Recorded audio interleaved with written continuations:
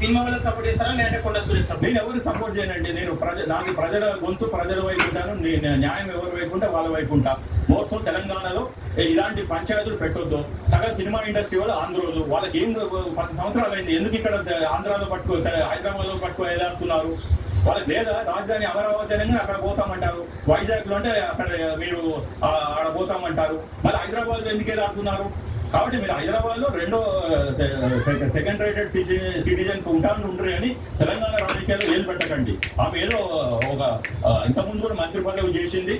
ఆమె తెలంగాణ కోసము అప్పుడు రాజశేఖర రెడ్డి గారు నేను లేని మంత్రి పదవిలో ఉండను అని చెప్పి రాజీనామా చేసింది. సరే, ఆమె కష్టపడి ఒక రాజకీయ జీవితం చేస్తుంది.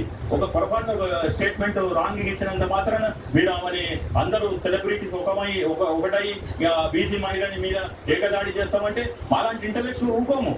మేము ఎవరైనా తెలంగాణలో మా పంచాయతీని చూసుకుంటాము. మీరు ఓన్లీ ఆ రోజు ఏదో మీరు మిమ్మల్ని గౌరవంగా పిలిచారు, వచ్చారు, మీరు సినిమాలు చేసుకోరి, సినిమాలు ఆడితే ఉండరి, సినిమాలు ఆడకుంటే వెళ్ళిపోరి. అంతేగాని మీరెవరు రాజకీయాలలో తలదూర్చడానికి? ఆమె సారీ చెప్పినాక నేను దాన్ని లాగుతా అంటే ఎట్లా?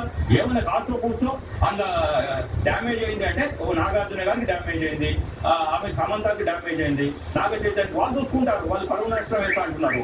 వేసుకునేయండి. మీరందరూ మీకు ఆవేశంగా ట్విట్టర్ మీద ట్విట్లు చేసి ఏదో చేస్తున్నారు. Okay okay okay okay